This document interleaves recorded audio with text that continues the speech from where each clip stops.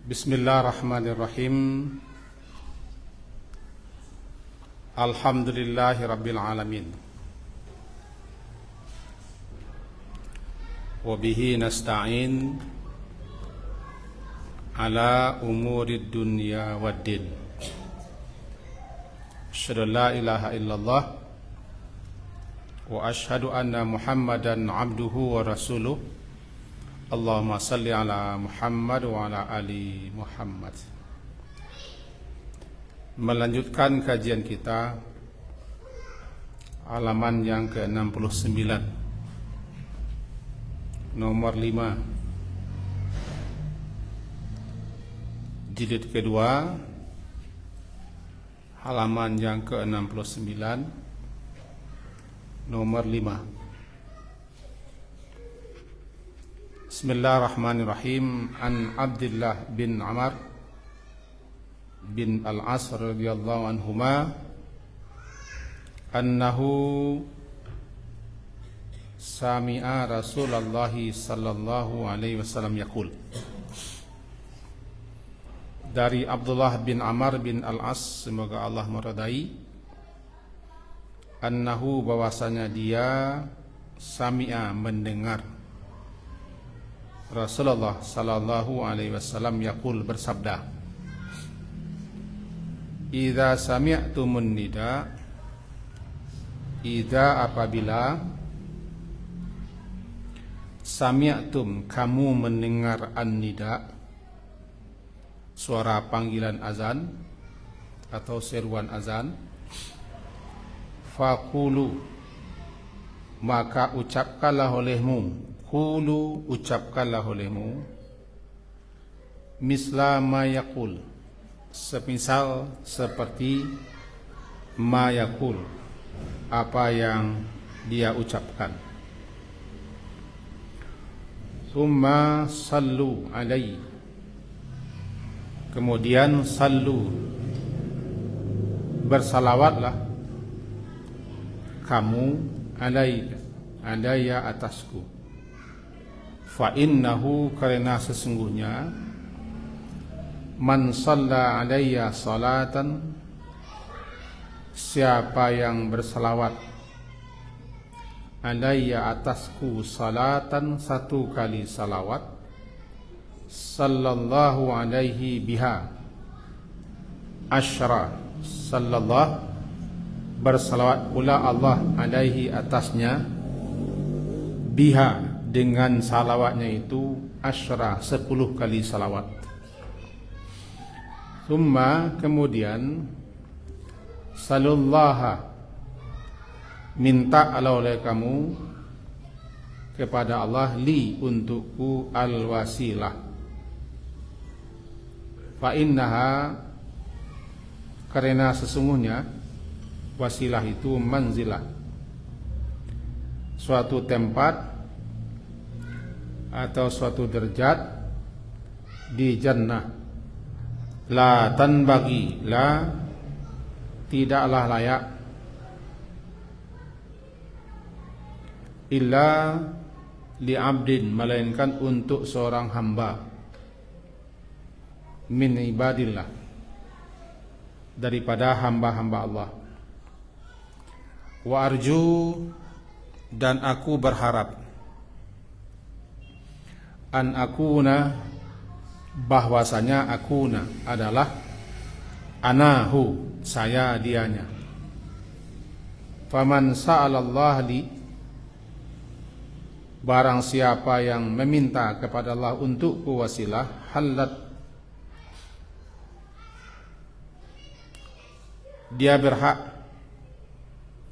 patut untuknya mendapatkan syafaat. Rawahu Muslim, hadis diriwayatkan oleh Imam Muslim. Mari kita pahami. Dari hadis ini ada beberapa petunjuk dan tuntunan kepada kita. Pertama, apabila kamu mendengarkan muazzin, muazzin adalah orang yang mengumandangkan azan, menyerukan azan. Kalau di sini disebutkan nida. Azan itu disebut juga dengan nida. Apa itu nida? Seruan. Seruan dengan suara keras namanya nida. Azan disebut dengan nida karena memang diserukan dengan suara keras.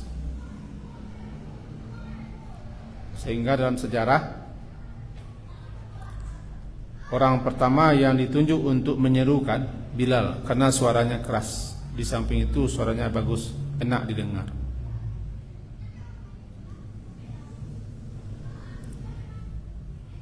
Dulu sebagaimana telah kita sampaikan, azan itu di luar masjid, di atas sebuah rumah yang ketinggian. Ada sebuah rumah dekat Masjid Nabawi. Rumah itu yang paling tinggi, di atas itu azan. Karena fungsi azan adalah untuk memberitahu, diserukan kepada orang banyak untuk memberitahu bahwa waktu salat sudah masuk. Tidak boleh kita menyerukan, mengumandangkan azan sebelum waktu masuk, karena itu namanya menipu. Andaikan ada orang salat gara-gara azan kita yang tidak tepat waktu, kita yang salah. Itu makanya azan itu orang yang dipercaya.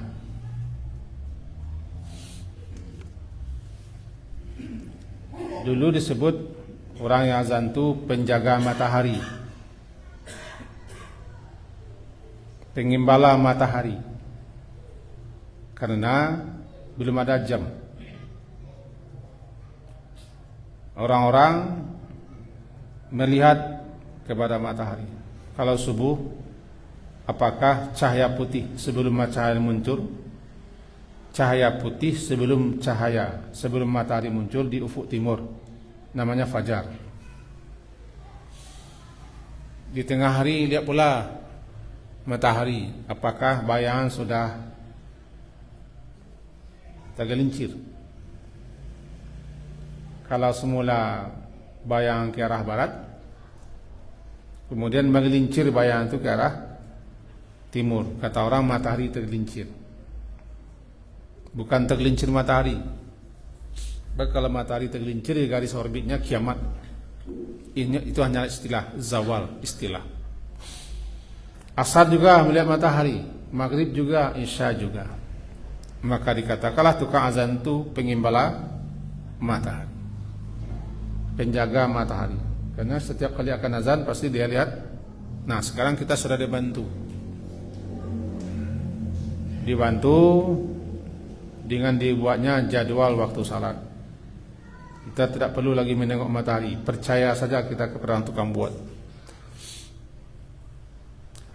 Maka karena azan itu fungsinya memberitahu bahwa waktu salat sudah masuk, sekaligus menyeru, memanggil orang untuk salat berjamaah, harus dikumandangkan dengan suara keras. Nah, sekarang sudah ada mic, pengeras suara. Nah, apabila kamu meninggalkan an-nida, suara seruan azan, atau muazin mengumandangkan azan, maka kamu yang mendengar suara azan itu, ucapkanlah, faqulu, maka ucapkanlah, mislah, seperti, semisal, mayakul, apa yang diucapkan oleh orang yang menyerukan azan. Karena ini perintah, sebab kalimatnya kulu, perintah. Karena ini perintah, maka ulama-ulama memahami, laksanakan perintah. Kecuali yang tidak boleh menjawabnya orang yang dalam WC. Sebab di WC, di tempat buang air, tempat yang tidak layak. yang tidak pantut, yang tidak wajar di situ untuk berzikir menyebut nama Allah. Yang kedua, orang yang sedang salat tidak perlu dia hentikan salatnya untuk menjawab azan. Yang ketiga, orang sedang berjima tidak perlu dihentikan jimaknya dan tidak perlu dia menjawab sebelum azan. Selebihnya, menurut Imam Nawawi rahimahullah, hentikan kegiatan, hentikan pembicaraan, bahkan doa pun hentikan, zikir pun hentikan, bacaan Quran pun hentikan. Sebab menyimak azan tidak bisa ditunda, sementara baca Quran bisa ditunda, zikir bisa ditunda, doa juga bisa ditunda, bahkan salat sunat pun bisa ditunda. Makanya ketika masuk masjid, berdiri dulu kalau orang azan, jangan salat sunat, supaya mendapatkan fadilah mendengarkan azan. Kecuali salat Jumat. Salat Jumat menurut fatwa ulama, kalau masuk ke dalam masjid orang azan langsung saya salat, karena menyimak khutbah lebih penting daripada menyimak azan. Sebab kalau ketika orang azan kita berdiri, setelah orang azan kita salat, imam berkhutbah, kita tidak mendengar khutbah. Padahal khutbah termasuk Jumat, masuk Jumat. Untuk itu sama-sama kita jangan ajak orang bicara ketika azan dikumandangkan. Lebih-lebih kita yang dalam masjid, jangan bertanya dan jangan menjawab. Kasih saja kode orang azan. Susah-susah tanggung juga mengingatkan orang. Sebab ide itu kadang-kadang muncul ketika orang azan. Ada saja yang terkena untuk dibicarakan, ditanyakan. Hentikan itu. Kenapa? Yang dikumandangkannya itu takbir dan kalimat syahadat serta seruan untuk ditegakkan salat menghadap Allah. Kemudian ada situ kalimat tahlil. Itu makanya setan pun lari mendengarkannya. Karena yang dibacakannya lah ucapan-ucapan terbaik, zikir-zikir terbaik. Diamlah, simaklah ketika azan itu diserukan. Tidak patut, tidak pantas kita dalam masjid, dalam surau musala, orang azan kita heboh. Biasanya heboh itu entah orang belakang, entah orang depan. Pokoknya yang heboh itu orang yang punya mulut lah. Nah, simakkan azan, iringkan sebagai takkid, sebagai pembenaran. Allahu Akbar, Allahu Akbar. Kita baca juga Allahu Akbar, membenarkan itu. Asyhadu la ilaha illallah, ya kita ulang lagi persaksian itu. Setiap kalimat-kalimat yang kita ucapkan dicatat. Dan itu bagian daripada zikir. Berpahala. Laki-laki perempuan sama saja. Yang kedua, faqulu misla. Ucapkan seperti semisal apa yang diucapkan, tidak lebih, tidak kurang, kecuali hayya 'alal khair. Kecuali ketika si muazzin membaca hayya 'alas salah dan hayya 'alal falah, namanya hayya 'alal khair. Hayya 'alal khair. Ketika dia baca hayya 'alas salah falah, tidak perlu kita ulang kalimat sama, karena ada orang memanggil kita. Orang menyeru, orang memanggil kita, lalu kita panggil pula orang, kan tak bagus. Oi, hayya 'alas salah, sinilah salat. Kita baca lagi, oi, ke sini pula lah salat. Nah, dibaca ketika itu la haula wala quwata illa billah. Kenapa la haula wala quwata illa billah? Kita tidak akan bisa melaksanakan ketaatan, melaksanakan suatu ibadah tanpa ada haul, ada daya, ada kemampuan, ada kesanggupan, dan ada kemauan yang Allah anugerahkan. Seperti maghrib ini kita tidak bisa datang ke sini. tidak bisa hadir ke sini dan tidak akan mau duduk di sini kalau tidak Allah anugerahkan bagi kita haulnya. Cuma ada orang yang duduk di sini lari dia keluar, pulang dia, pergi dia, karena dia tidak ingin, sehingga tidak ada haul. La haula, tidak ada daya upaya bagi kita untuk melakukan suatu amalan ketaatan kecuali dengan bantuan Allah, betul Allah, kurnia Allah. Syukur kita mau datang ke masjid, mau duduk di masjid. Ada orang yang tidak menggarai, tidak menggarai itu bahasa Indonesianya, tidak semangat, lemah dia.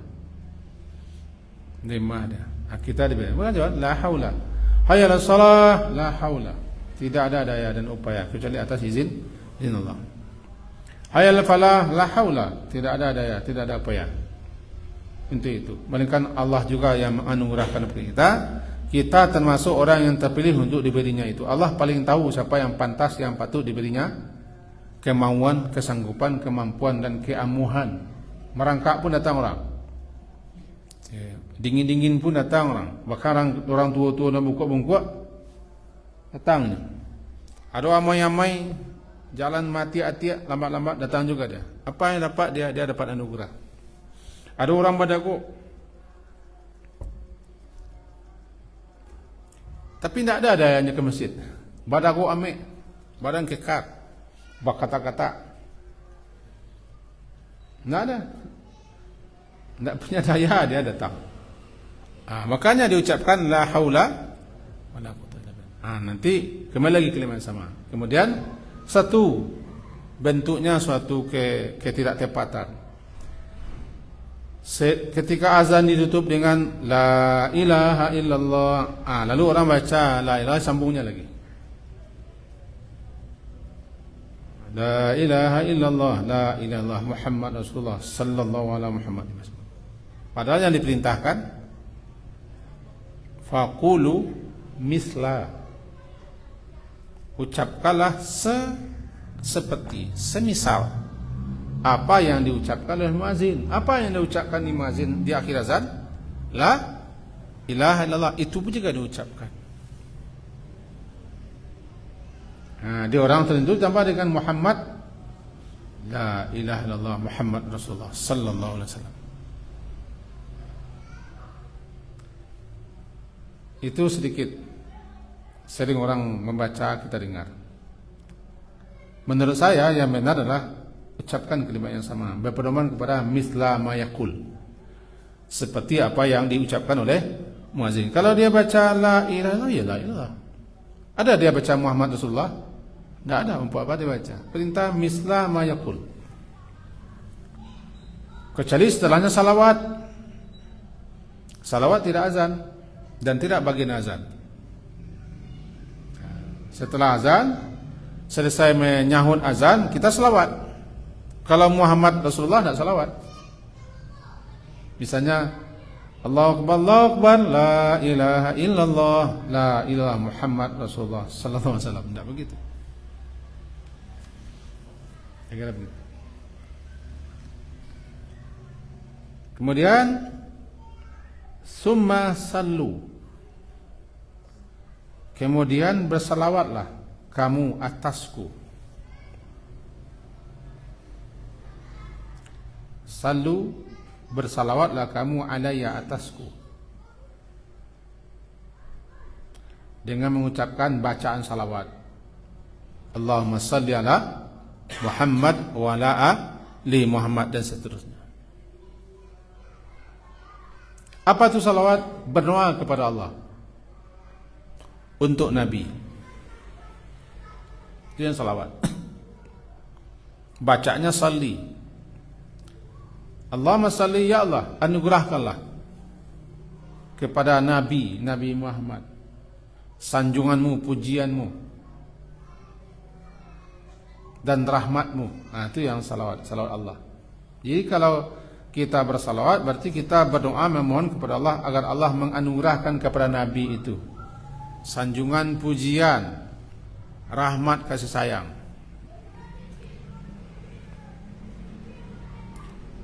Lalu fa innahu man shalla alayya, karena sesungguhnya man shalla alayya, siapa yang bersalawat atasku salatan, satu kali salawat,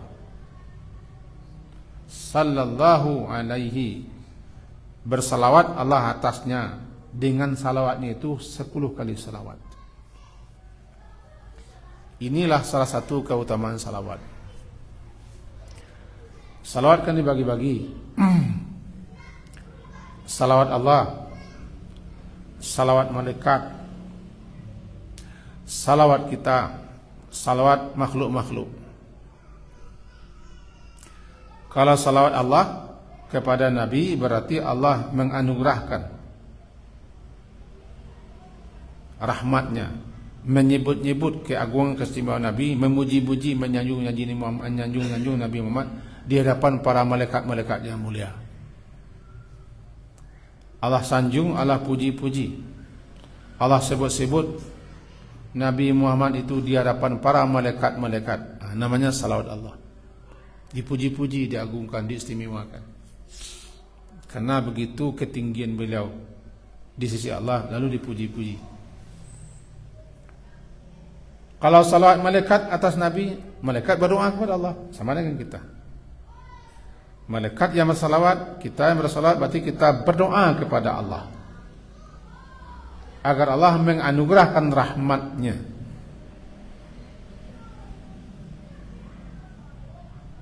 Kepada Nabi, memberikan sanjungan pujiannya untuk Nabi, menempatkan tempat yang mulia untuk Nabi. Itu salawat kita. Bunyinya salli ala Muhammad, itu bunyi ucapannya, tapi maksudnya adalah anugerahkanlah kepada Nabi Muhammad itu rahmatmu, sanjunganmu, pujianmu, kemuliaan yang kau berikan kepadanya. Sama dengan malaikat, kita bersalat atas Nabi, malaikat atau salat atas Nabi sama. Tapi kalau Allah yang bersalawat kepada kita, itu artinya Allah memberikan ampunan, Allah memberikan rahmat dan ampunannya. Kalau kita baca Allahumma salli ala Muhammad wa ala ali Muhammad dan seterusnya, dengan kita baca 1 kali dibalas dengan Allah memberikan 10 kali rahmat dan ampunannya.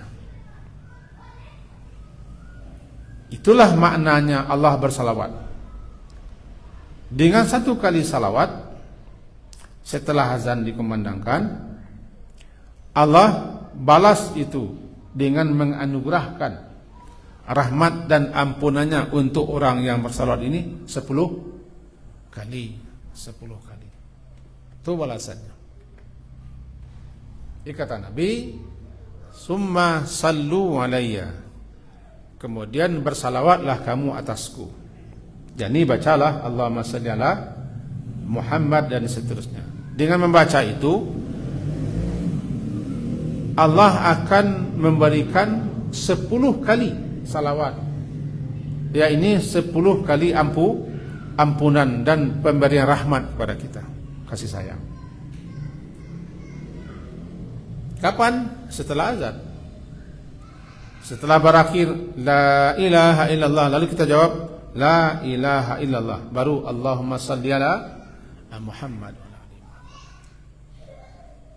dibalas dengan 10 kali salawat Allah. Apa salawat Allah? Kalau Allah bersalat kepada kita, kepada hamba-hambanya, Allah memberikan ampunan 10 kali dan rahmatnya. Dengan catatan, ketika orang azan, kita diam, kita menyimak, baru dapat. Summa, kemudian setelah itu, salullaha li al-wasilah, mintalah kepada Allah, mohonkanlah kepada Allah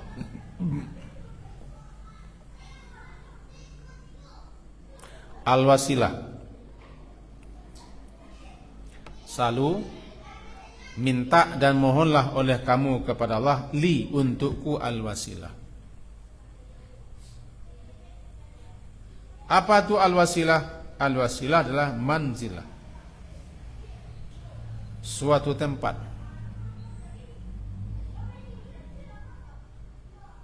atau suatu derajat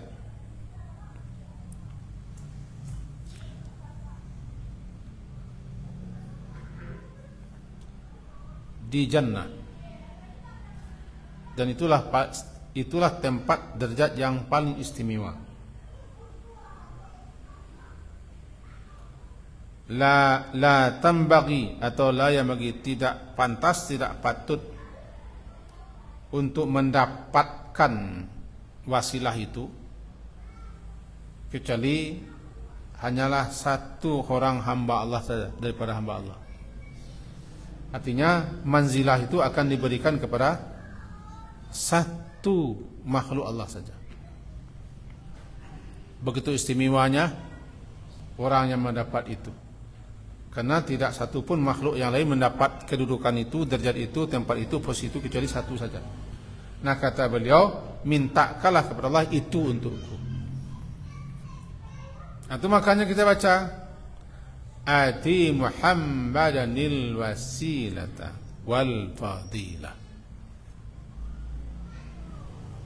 Setelah azan kita akan baca Allahumma rabb hadhihi da'watid tammah wassalatil qaimah ati, berikanlah, anugerahkanlah kepada Nabi Muhammad itu al-wasilah. Apa wasilah? Posisi, kedudukan, derajat atau suatu tempat yang begitu istimewa di jannah, hanya akan ditempati atau akan diberikan kepada satu orang hamba Allah saja. Kata beliau, wa arju, aku berharap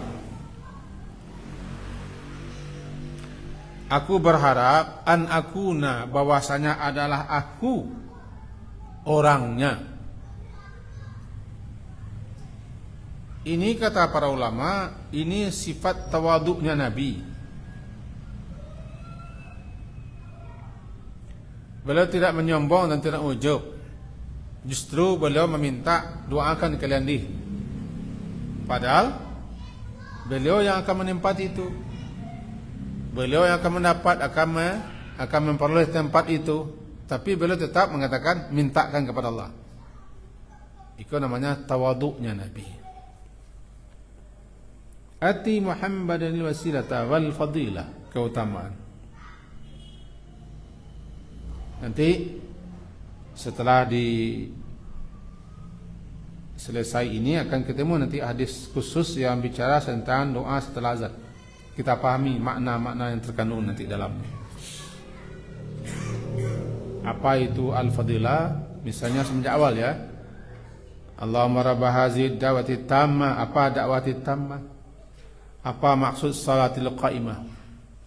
Apa pula maksud al-fadilah? Dan apa pula maksud maqam mahmudah? Barangkali dalam kajian berikutnya, kalau kita datang dan hadir ke sini. Bakolah bentuk-bentuk ikut mencik kan? Enggak kan?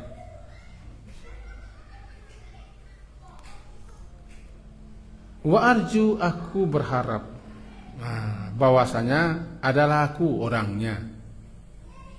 Itu dia. Lalu faman sa'alallaha li al-wasilah, siapa yang memintakan, memohonkan kepada Allah untukku wasilah itu, halat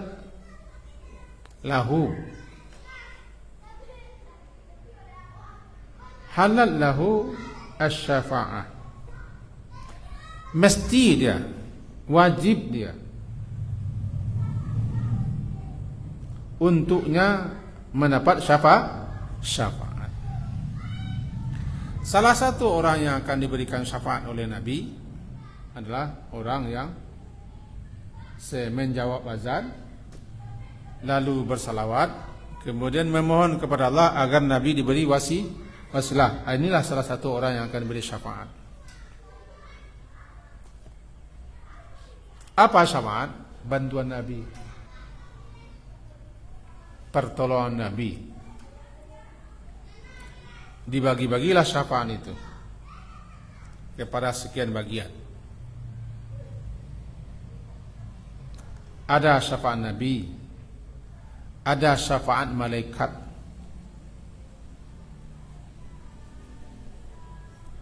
ada pula syafaat Al-Quran dan puasa, ada pula syafaat orang-orang mukmin. Dibagi-bagi. Apa yang syafaat bisa diterjemahkan bantuan pertolongan.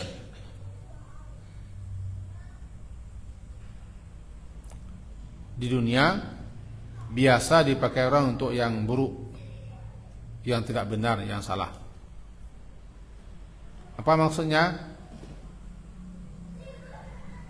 Meminta bantu, meminta tolong kepada orang lain karena dia punya kedudukan, punya jabatan, atau dia orang dalam, agar urusan kita, agar pekerjaan kita, agar apapun yang kita lakukan bisa beres, lantaran bantuannya beres. Syafaat namanya.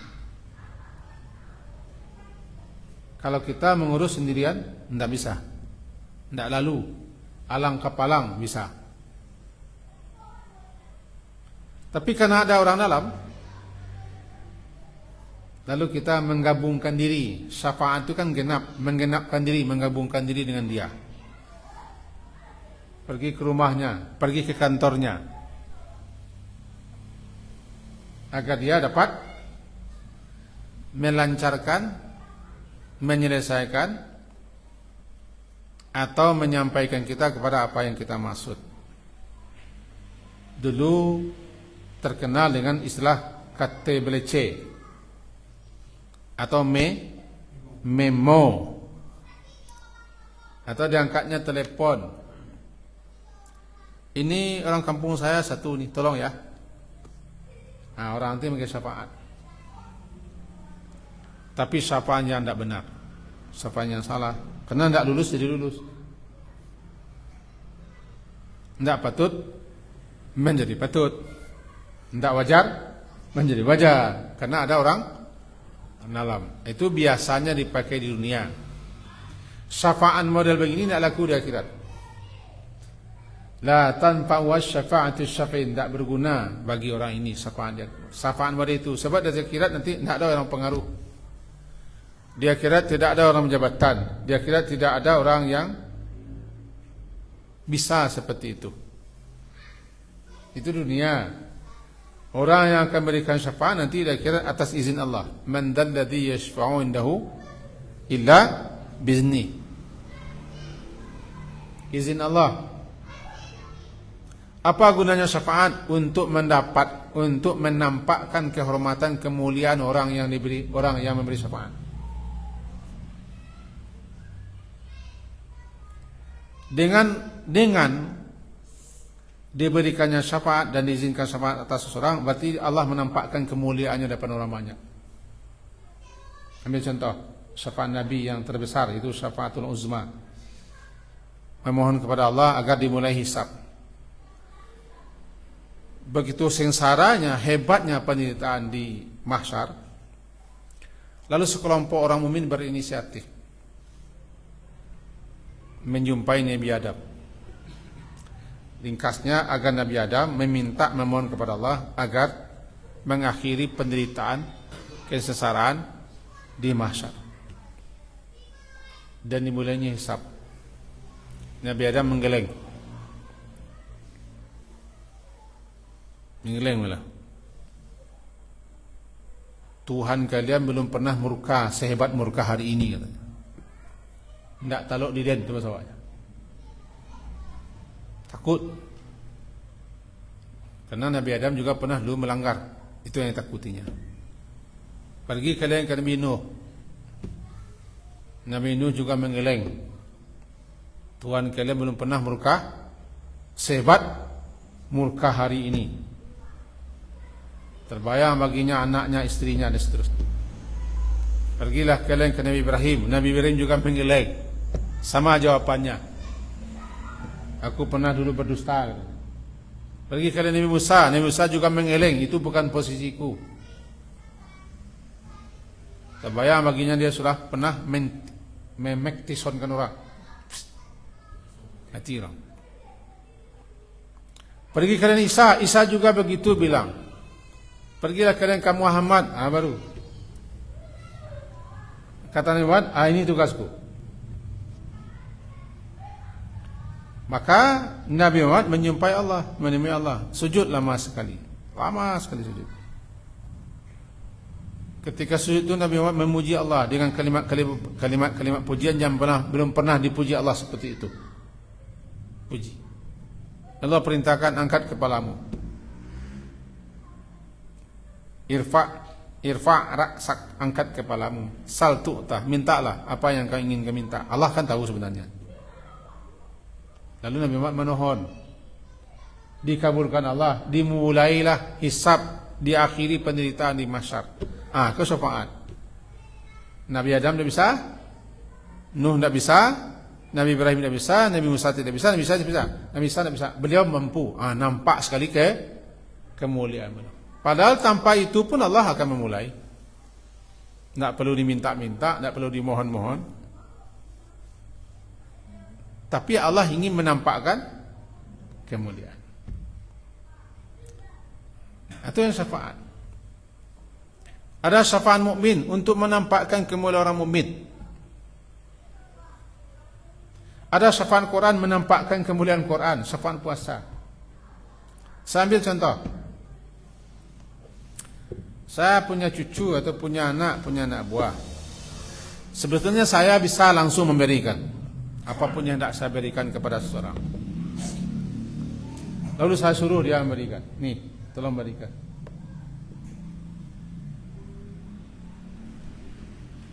Diberikannya kepada orang yang butuh, supaya orang ini mulia di sisi orang lain. Allah langsung bisa, Allah kan Maha Kuasa tanpa diminta-minta segala. Tapi Allah ingin menampakkan kemuliaan Nabi Muhammad, keistimewaan beliau, keutamaan beliau di hadapan semua makhluk. Namanya syafaat Nabi. Nah, siapa yang memintakan kepada Allah wasilah setelah azan, dia berhak mendapatkan syafaat di hari akhirat. Tidak ada yang dibutuhkan orang di hari itu kecuali syafaat itu. Syafaat. Nanti syafaat dibagi-bagi. Dibagi-bagi syafaat. Syafaat inilah yang diharap, yang ditunggu oleh orang. Orang kalau dalam kesempitan, kesulitan, kepayahan, penderitaan, yang diharapkannya apa? Mesti ada yang menolong. Dia butuh bantuan, dia butuh pertolongan. Siapapun di atas dunia ini, ketika dia mengalami kesusahan, penderitaan, kepayahan, dia pasti mengharapkan ada orang yang menolong. Pertolongan itu yang syafaat. Di akhirat, semua manusia yang ada di mahsyar mengharapkan pertolongan. Ada satu orang atau beberapa orang yang hendaknya membantu menemui Allah, menyumpai Allah, agar Allah mengakhiri kesengsaraan itu. Nabi Muhammad yang bisa. Kan nampak sekali kemudian Nabi Muhammad. Kemudian setelah itu, bahwa yang membaca wasilah itu, ati Muhammadanil wasilata wal fadilah wab'athhu maqaman mahmudan alladhi wa'adtah. Kata sebagian ulama berpendapat bahwa yang membaca itu, yang meminta, yang memohon itu adalah orang yang mendengarkan azan. Sementara muazin sendiri tidak ada membaca apa-apa, karena dia sudah mendapat keistimewaan dengan azan. Jadi sebagian ulama berpendapat, termasuk di kitab yang saya bawa ini, Bahjatun Nazirin Syarhu Riyadhis Shalihin, 3 jilid, ini jilid kedua, bahwa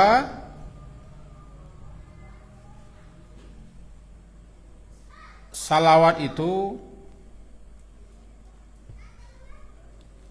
Dan doa setelah azan itu khasun bil mustamir.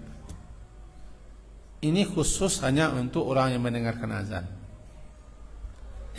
La yusra'u lil muazzin.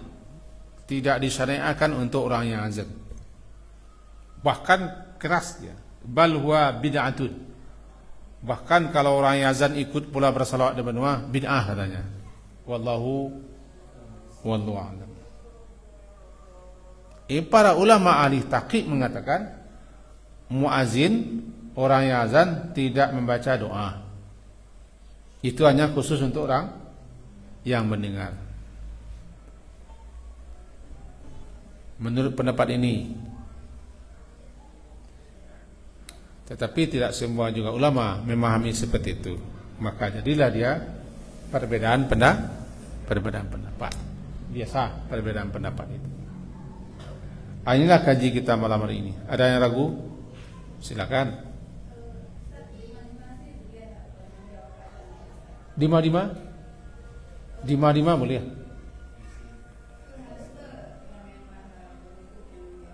Hah? Enggak berdoa salah. Di luar pun boleh. Cuma masalahnya kalau sekali ajar orang sekeliling udah. Dia belakang, di bawah, di mana yang terang azan? Ada 5. Nama ni kena jawab. Ba menjawab ni kelima-lima no, betul tak?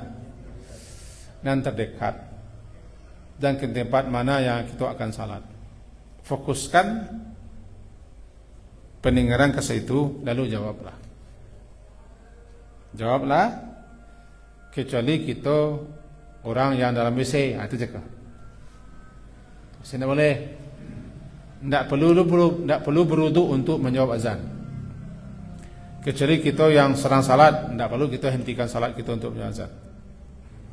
Kalau membaca Quran, lipat Al-Quran. Kalau berdoa, hentikan doa. Kalau berzikir, hentikan zikir. Kalau mu'tah, lebih perlu hentikan mu'tah untuk mendengar azan. Alasannya azan tidak bisa ditunda. Doa, zikir, baca Quran bisa ditunda. Kira begitu. Nah, menangan bel bisa ditunda. Tuh. Lah, oke.